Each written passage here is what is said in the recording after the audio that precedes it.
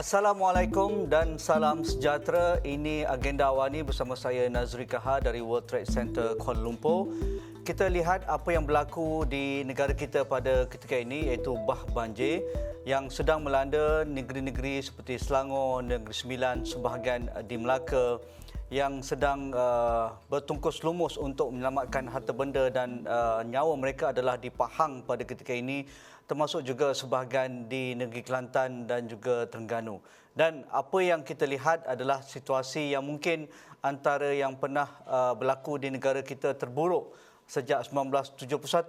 Ramai juga beranggapan apa yang berlaku di Selangor dan juga di Pahang pada ketika ini adalah sesuatu yang melebihi jangkauan dan juga prediksi ramai pihak selepas kita mengalami bah kuning ataupun bah air kuning di Kelantan pada 2015 yang lalu. Jadi, apakah pengajaran dan apakah intipati daripada apa yang berlaku pada hari ini untuk kita bersiap siaga lebih baik?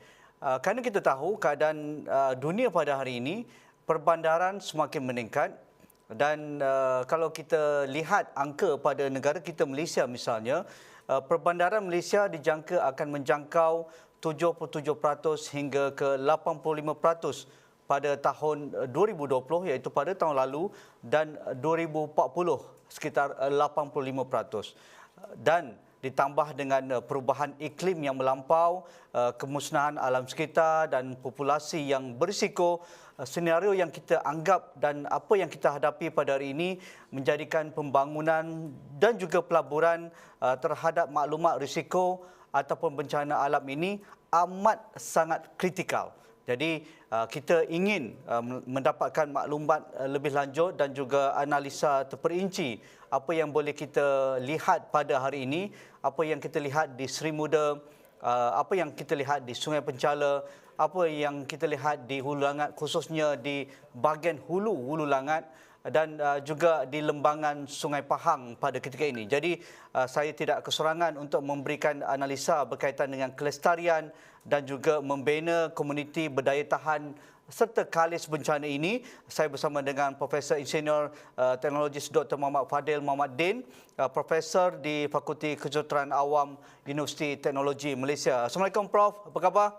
Waalaikumsalam warahmatullahi wabarakatuh. Khabar baik. Terima kasih. Mungkin soalan pertama saya, dengan apa yang kita lihat angka kematian, angka kehilangan mereka yang masih kita tidak ketemui dan juga puluhan ribu di seluruh negara yang kini berada di pusat pemindahan sementara ataupun di rumah-rumah saudara mara dan sebagainya. Apa yang boleh analisis awal Prof Dr. Muhammad Fadil berkaitan dengan situasi banjir untuk hujung tahun 2021 ini? Okey, terima kasih Haji Nazri. InsyaAllah seperti mana yang sudah sedia maklum kita lihat dalam pelbagai media, media sosial, kerana sekarang ini kita lihat banyak dan masih lagi misi bantuan diteruskan, dan saya sendiri secara peribadi agak terkesan melihat pada ketika ini sebenarnya bencana yang kita alami pada kali ini adalah terlalu dahsyat kerana ianya banyak melibatkan kesiapsiagaan kita teruji dalam pelbagai aspek. Sebagai salah satu contoh, kalau kita lihat kerana ianya berlaku di beberapa tempat yang tidak dijangka dalam bentuk bencana dan juga dalam bentuk kemungkinan risiko tadi yang disebutkan. Itu yang pertama. Yang kedua adalah ini adalah melibatkan kepada kawasan yang mana ianya dalam kawasan yang telah pun dirisikokan dalam bentuk yang paling rendah untuk berlakunya banjir. Seperti mana yang kita ketahui. Seperti mana juga yang dimaklumkan dalam siaran media sebelum ini mengatakan bahawa di kawasan hulu juga telah berlaku banjir yang menyebabkan trauma di kalangan penduduk. Jadi ini merupakan sebagai salah satu penanda aras baru kepada Malaysia, terutamanya kepada agensi yang terlibat, bahawa sebenarnya banjir ini adalah terlalu rencam untuk dilihat dari segi bentuk mitigasi dan langkah-langkah pencegahan yang perlu diambil, terutamanya melibatkan dalam tempoh masa yang pendek pada waktu sekarang. Dan apabila kita melihat kepada senario semasa, menunjukkan bahawa kawasan-kawasan yang belum berisiko banjir sepatutnya sudah mempunyai satu langkah awalan yang berbentuk dalam dipanggil perancangan strategik di peringkat PBT itu sendiri dan melibatkan kepada koordinasi di peringkat daerah. Jadi ini adalah antara ulasan awal yang kita boleh buat dan juga kita boleh fahami bagaimana bencana ini telah memberikan kepada kita satu mekanisme baru ataupun penunjuk aras baru kepada kita untuk melaksanakannya pada masa akan datang. Okey, dari laporan yang kami terima di lapangan dari rakan-rakan Esrawani dan juga wartawan kami di lapangan, saban hari berada di lokasi kejadian, sama ada di Selangor, sama ada di Pahang dan juga di sekitar Lembah Kelang ini. Apa yang boleh kita fahami, Dr. Fadil, apabila masyarakat di lapangan, terutamanya yang mungkin berada di kawasan pedalaman sedikit, walaupun kawasan mereka merupakan perbandaran ataupun taman perumahan, misalnya di Dengkil, misalnya di Seri Muda beberapa hari lalu, selepas 3-4 hari, mereka masih gagal menerima sebarang bantuan kecemasan untuk mengeluarkan mereka dari rumah akibat terperangkap daripada air banjir dan juga mereka tidak menerima sebarang bantuan untuk makan dan minum. Jadi, apa yang boleh kita fahami dari aspek apa modus operandi, kesiapsiagaan dan juga untuk pelarasan di antara agensi dan juga masyarakat? Apa yang boleh kita lihat, apa yang tidak kena sebenarnya? Baiklah, sebenarnya pada pendapat yang lebih teknikal, ini adalah melibatkan kepada keperluan infra ataupun sokongan bencana. Dan kita faham bahawa sebenarnya di Malaysia kita mempunyai agensi yang mana ianya melibatkan kepada dalam bentuk pengurusan dan dalam bentuk bantuan. Kalau kita melihat kepada keperluan di beberapa negara maju, apabila melibatkan kepada koordinasi dari segi tahap bantuan dan juga kesiapsiagaan, sebenarnya kita sudah perlu ada satu mekanisme baru dalam bentuk kita meletakkan satu adaptasi di peringkat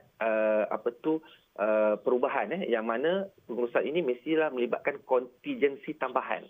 Antara yang mungkin kita terlepas pandang di sini adalah kita telah mempunyai pelbagai data yang mana kita telah cerap saya rasa dalam sekitar 15 tahun kebelakangan ini, dan maklumat-maklumat ini telah pun dikongsi dan telah pun dijadikan sebagai asas dalam pengurusan banjir di Malaysia. Kalau kita lihat di beberapa kawasan-kawasan tu, utamanya dulu kita pernah berlaku banjir besar di kawasan Kota Tinggi. Mereka telah mempunyai pelan kontingensi tambahan.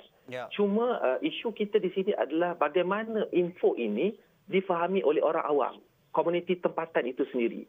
Kerana kita tahu bahawa apabila kita telah mempunyai data dalam bentuk tahunan dan juga kita telah memprediksikan bilakah banjir ini akan berlaku dalam bentuk mungkin sela masa yang tertentu antara 2 tahun hingga 5 tahun, sepatutnya ianya perlulah diterjemahkan kepada pengetahuan umum. Saya bagi satu contoh. Kalau sekiranya kita melihat, contohnya kita melihat kepada negara Jepun, bagaimana mereka mengadaptasikan sistem infografik kepada orang awam dalam bentuk hebahan secara semasa ataupun dalam bentuk masa. Jadi bermakna mana-mana zon yang akan terkesan ataupun risiko yang akan berlakunya bencana, mereka telah diberikan pendidikan, pengetahuan sekurang-kurangnya 6 bulan atau setahun lebih awal. Bermakna di sini mereka akan bersiap siaga. Itu yang pertama dari segi maklumat kepada penduduk. Begitu juga kepada agensi tadi yang terlibat. Bermakna dalam kes begini kita telah belajar sesuatu benda yang agak mencabar, iaitu terutamanya yang disebutkan tadi berkenaan dengan bah kuning.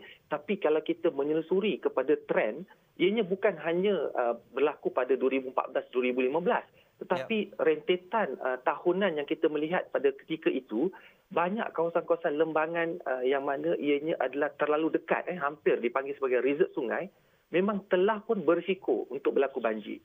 Jadi di manakah maklumat ini disampaikan dalam bentuk pembangunan ataupun kawasan yang terbangun? Yang inilah yang dimaksudkan sebagai pelan kontingensi tambahan tadi. Okey, sehubungan dengan itu tambahan daripada pelan tindakan dan juga untuk melihat reaksi komuniti bertindak berhadapan dengan bencana ini, Kalau kita belajar daripada Bah Kuning 2014 dan awal tahun 2015 itu, selepas itu kita tahu ada modul-modul yang sudah pun ditetapkan ataupun sudah pun dilakarkan oleh Badan Bencana Negara iaitu NADMA dan diselaraskan koordinasinya di semua peringkat, sama ada di peringkat persekutuan, di peringkat negeri, di peringkat daerah sampailah ke peringkat komuniti. Saya pernah bersama dengan pasukan Mercy dan juga pasukan petugas pengkaji dari UTM ke Manik Urai ataupun ke Kuala Krai selepas Bah Kuning itu, dan mereka saban tahun setiap kali ada peluang mereka akan adakan bengkel ataupun workshop di peringkat komuniti. Di situlah hadirnya Tok Sidang, Ketua Kampung, Ketua JKK, Tok Imam dan sampai ke Ibu Tunggal sekalipun, kerana mereka tahu untuk mendapatkan bantuan dalam masa kecemasan yang begitu terhad ataupun waktu yang begitu kritikal adalah amat sukar kerana kawasannya begitu luas, populasinya begitu ramai. Akhirnya lah masyarakat komuniti setempatlah yang akan menyelamatkan diri mereka terlebih dahulu. Menyediakan beg untuk di-grab iaitu dokumen-dokumen penting, bekalan telefon mereka sudah pun di-charge dan juga power bank mereka sudah di-charge penuh. Mereka ada bekalan makanan untuk dalam masa 48 jam misalnya, biskut kering, roti dan sebagainya. Dan itu diajar sehingga peringkat komuniti. Jadi bagaimana kita lihat adakah kegagalan misalnya di Selangor pada ketika ini dan kawasan-kawasan yang terkesan di Hulu Langat misalnya, mengapa ini berlaku? Jadi pada pandangan Dr. Fadil dan juga rakan-rakan UTM melihat secara dekat isu ini, apa yang boleh kita perbaiki dalam masa fasa recovery ataupun pemulihan sekarang ini? Okey, saya bagikan kepada dua perkara.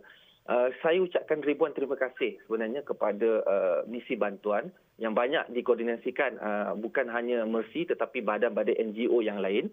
Dan kami masih ingat lagi semasa pihak pengkaji meletakkan satu penanda aras yang baru berkaitan dengan apakah bentuk bantuan yang perlu dikoordinasikan di peringkat tempatan. Salah satu daripadanya adalah memberikan pendidikan.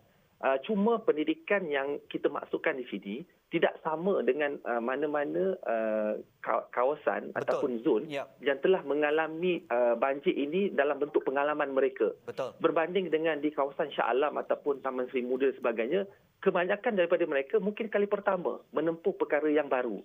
Jadi dalam kes begini kita tidak boleh salahkan ataupun kita tidak boleh mengatakan bahawa kita tidak bersiap sedia berkaitan dengan perkara ini. Cuma isu kita dekat sini adalah apakah peranan ataupun tugas pertama yang perlu dilaksanakan. Ada dua yang saya sebutkan tadi. Yang pertama, di peringkat agensi, apabila mereka melihat sebenarnya kita perlu ada satu penunjuk ataupun petunjuk yang baru seperti mana yang saya katakan tadi, banjir yang berlaku di kawasan bandar tak sama dengan banjir yang berlaku di kawasan pedalaman ataupun kawasan yang biasa, lembangan yang berlakunya banjir. Bermakna dari segi pemahaman mereka, dari segi kesiapsiagaan mereka dan bagaimana mereka mengadaptasi siri bencana itu. Yang dalam kes ini kalau kita lihat paling penting adalah di beberapa kawasan yang sebenarnya telah pun berlaku banjir, mereka ada pusat pembinaan sementara yang telah pun ditetapkan lebih awal. Tapi di kawasan seperti di taman dan sebagainya, kemungkinan pusat pembinaan banjir mereka belum ditentukan, tidak berlaku. Ataupun mungkin berlaku di kawasan yang pada keadaan mereka adalah kawasan yang lebih tinggi. Jadi semasa kami buat kajian dahulu melihat kepada kedua-dua situasi ini, kita melihat dari segi fasa di mana kita mengenal pasti apabila banjir berlaku pada tahap 1, di manakah lokasi PPS yang terdekat dengan komuniti tersebut. Inilah yang perlu dilakukan oleh pihak pengurusan banjir ataupun pengurusan bencana, melihat fasa demi fasa. So kita bagikan kepada fasa pertama, fasa kedua dan fasa ketiga. Dan saya dapati di Shah Alam ini dia bukan berlaku di fasa 1. Dia berlaku terus di fasa 3. Iaitu di mana pusat pembinaan banjir dia agak jauh. Ataupun dia perlu membuat kesiapsiagaan yang di tahap 3. Maknanya di tahap merah lah. Jadi ini yang akan menyebabkan berlakunya dari segi pengurusan dan koordinasi. Itu yang pertama. Yang kedua yang kita lihat dari segi modul yang disebutkan tadi oleh Tuan Haji Nazri berkaitan dengan apa yang perlu kita sampaikan kepada mereka. Yang paling penting sekarang ni adalah maklumat awal. Maklumat awal itu perlu ada kepada pengguna. Tak kira sama ada pengguna itu adalah pengguna di zon yang berimpak ataupun di kawasan pinggiran zon. Jadi kalau kita lihat teknologi yang biasa kita gunakan dan kita juga membuat perancangan ini adalah menggunakan teknologi frekuensi radio di mana kita mendapat mesej awal di saluran SMS ataupun di telefon bimbit masing-masing. Jadi pada ketika itu kita dah tahu bahawa maklumat ini perlu sampai sekurang-kurangnya 1 jam lebih awal supaya ada persediaan dalam 10 hingga 15 minit kepada pengguna di tempat zon yang berimpak tadi untuk dievakuasi. Jadi dalam kes begini tidak berlaku. Maknanya tahap bencana indikator ini tidak dapat membantu kepada komuniti setempat tadi untuk menganggar masa mereka untuk bergerak daripada satu zon kepada kawasan pusat pemindahan tadi. Di sinilah isu yang dikatakan bahawa sepatutnya ada koordinasi tambahan ataupun koordinasi tambahan tadi. Menarik.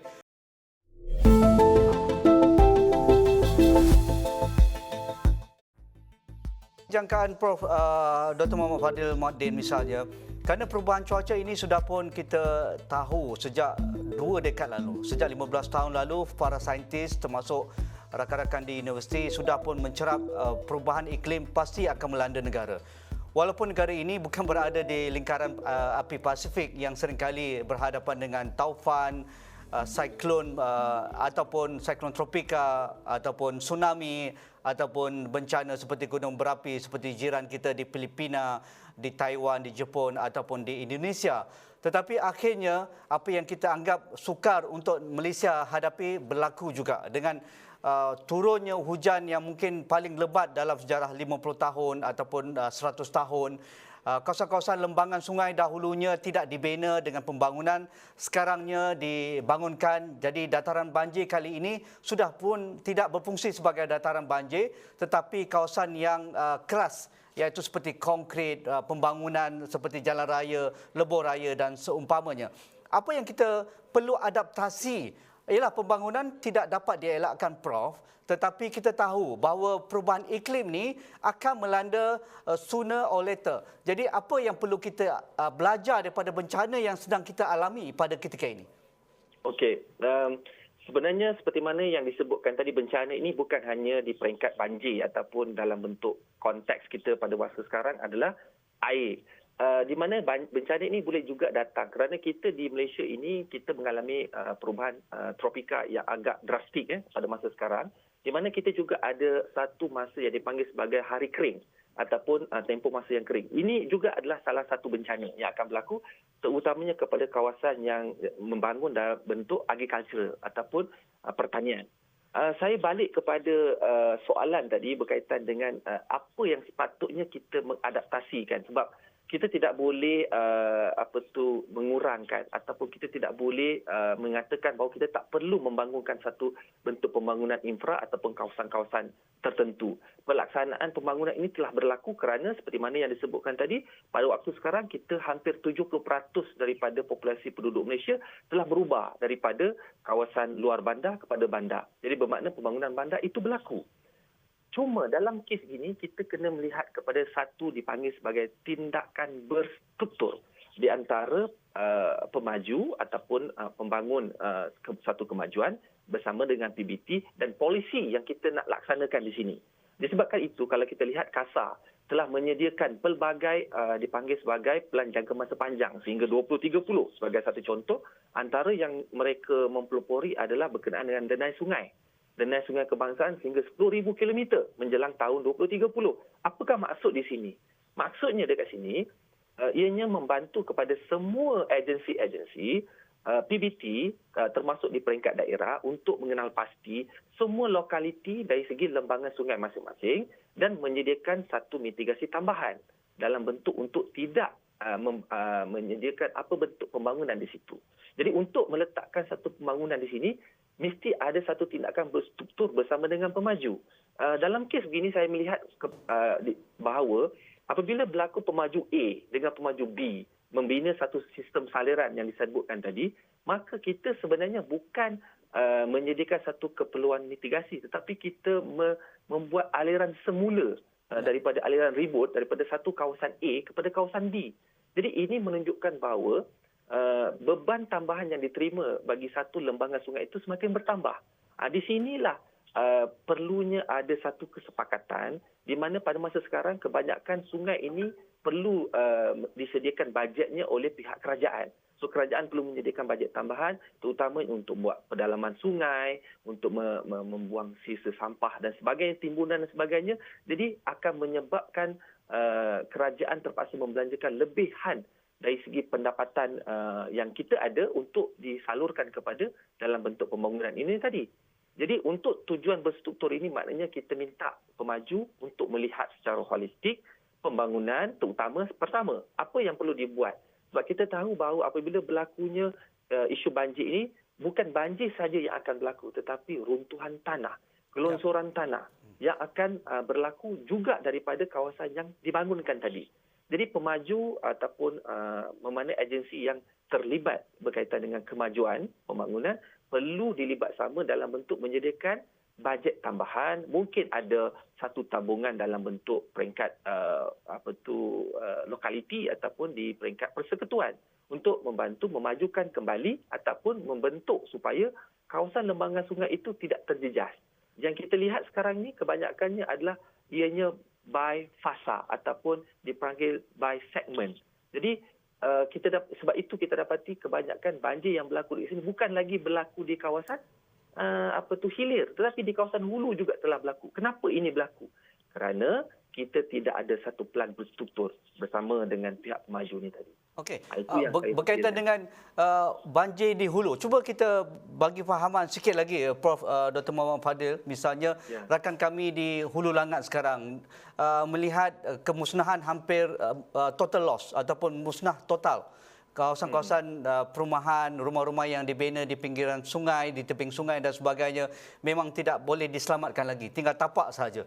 Jadi apa maksud bagi pembangunan yang berada di rizab sungai ataupun di tebingan sungai bagi kawasan-kawasan yang dahulunya mungkin sebagai kawasan takungan air seperti kawasan hulu, tetapi dengan impak banjir 2021 ini, bagaimana kita nak membangunkan semula mereka ini? Adakah mereka dibenarkan untuk membina semula rumah di tebingan sungai ataupun mereka perlu relokasi semula kawasan baru, misalnya pampasan perlu diberikan kepada mereka, dan apa dari sudut hidrologinya kawasan-kawasan ini wajarkah kita teliti dengan lebih sensitif lagi? Betul. Saya bersetuju. Sebenarnya di peringkat perancangan, saya percaya di beberapa negeri mempunyai isu yang sama.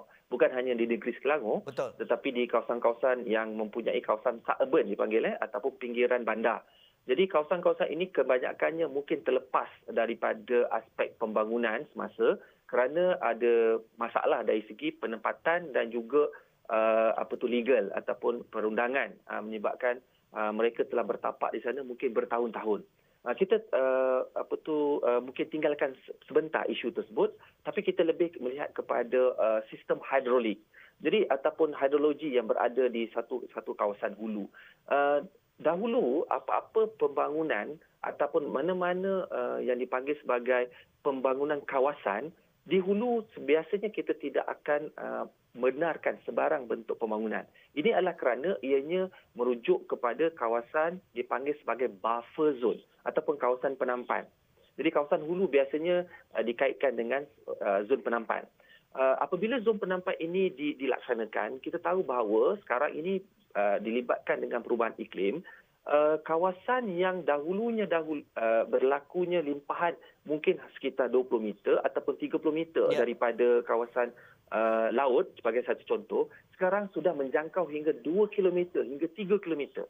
Dipanggil sebagai backflush. Maknanya air ini tertahan dan dibawa hingga kepada kawasan hulu. Itu yang pertama yang kita kena lihat sekarang. Yang kedua adalah di kawasan zon penampan ini kebiasaannya mereka ada mempunyai kawasan-kawasan semak samun ataupun kawasan-kawasan hutan ataupun kawasan-kawasan yang dipanggil sebagai kawasan tidak didiami. Jadi ianya akan tergenang dengan air dan hasilnya menyebabkan tanah-tanah di sini dia terlalu longgar. Jadi bermakna bila longgar bermakna ianya tidak sesuai pun sebenarnya untuk didiami dengan sebarang bentuk penempatan. Menyebabkan ianya mudah untuk berlakunya banjir lumpur nanti kepada kawasan hulu. Jadi cadangan di pihak PBT ataupun di peringkat daerah sebenarnya pada pendapat saya memang perlu dibuat relokasi, maknanya penempatan semula kepada kawasan-kawasan ini, memberi papasan yang jelas kepada mereka, terutamanya ke mana mereka pergi dan menyediakan satu struktur ekonomi juga kepada mereka. Kita bukan hanya meletakkan mereka kepada satu kawasan dan mereka tidak boleh mengadaptasi. Sebab kita menyelesaikan satu isu tapi kita menyebabkan dua isu yang berbeza nanti. Jadi inilah sebenarnya. Banyak lagi perkara yang boleh kita bincangkan tetapi mungkin dalam sesi yang lain, Prof.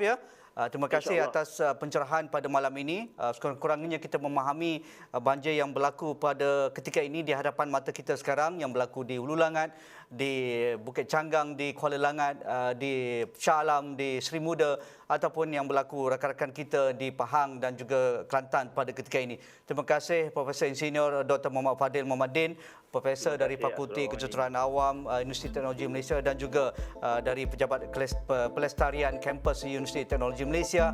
Itu sahaja untuk agenda Awani pada malam ini. Sekian, insya-Allah kita jumpa lagi.